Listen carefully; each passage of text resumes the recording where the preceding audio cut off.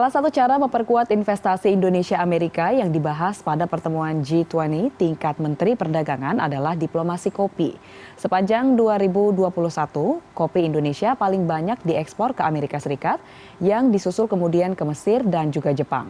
CNN Indonesia Road To G20 akan berbincang tentang bagaimana hubungan ekonomi antara Indonesia dan Amerika, mulai nilai dagang, peran perempuan, hingga diplomasi kopi Indonesia-Amerika dengan perwakilan dagang Amerika Katherine Tai secara virtual.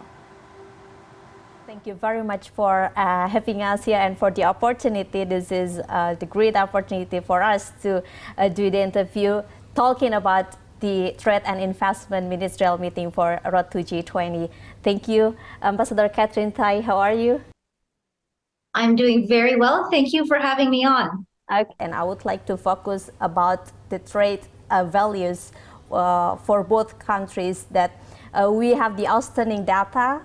Yes, in 2020-21, the trade balance reached 35.38 billion in 2025. So I would like to know more about how does the G20 meeting boost the number of investment and how about to enhance the bilateral relation between both countries, Ambassador?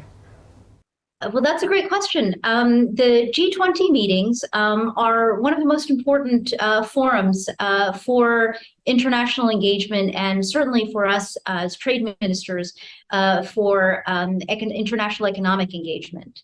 I think the fact that even in the midst of very, very challenging circumstances, that Indonesia has been very successful in creating a constructive forum for 20 of the world's economies, large and small, developed and developing, to come together and to talk about areas where we can cooperate is a really strong signal to send to the world that we are focused on a global economic recovery.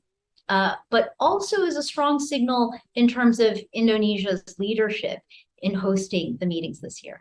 So I would like to ask more about, specifically more about the commodity. We know that the U.S. total imports of agricultural product from Indonesia, there are so many sources like vegetable oils, cocoa, and also coffee. Yes, right. And don't forget about spices. So what can you tell about us? What can you tell to us about the latest cooperation and also the agreement in ministerial trade and investment through the meeting that you've just conducted with the ministries? Certainly. Well, Indonesian coffee is world famous, certainly famous in America.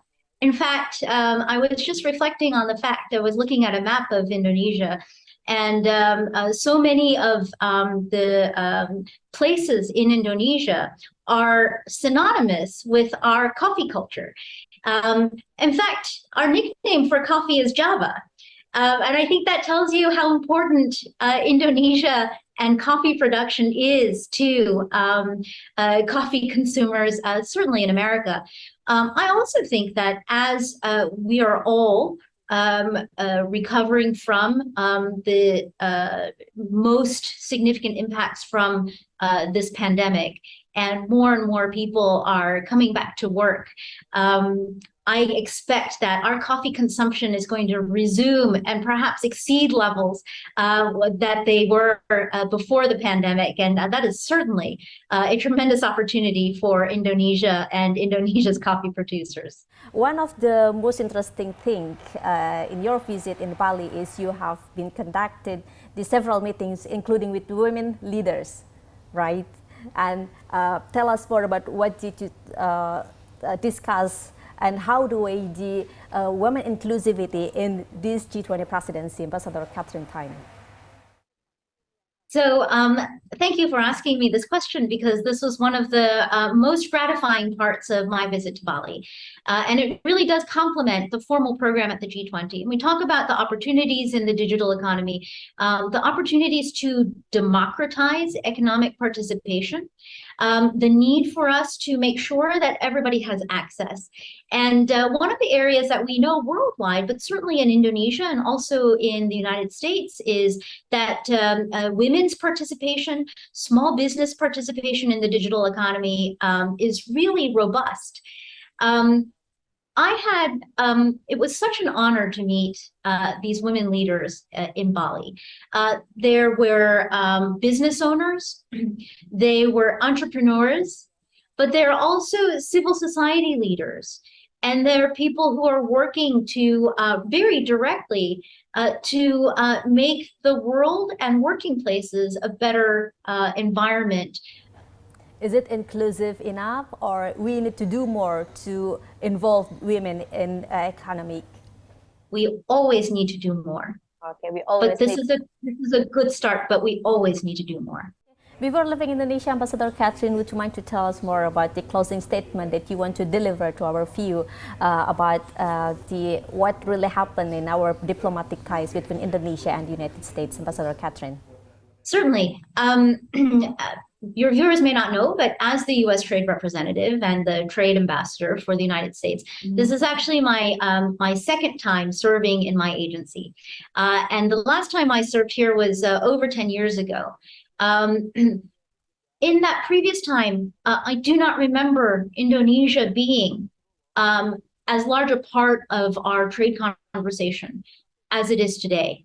And I think that reflects a number of dynamics. One is the changing global economic dynamics, where opportunities keep growing. But I think part of it is also a shift in Indonesia's openness to engaging in trade and economic relations with the rest of the world and with the United States. Because we are very large and also dynamic countries. Thank you very much for the opportunity. Ambassador Katherine Tai. Thank you for having me. Thank you.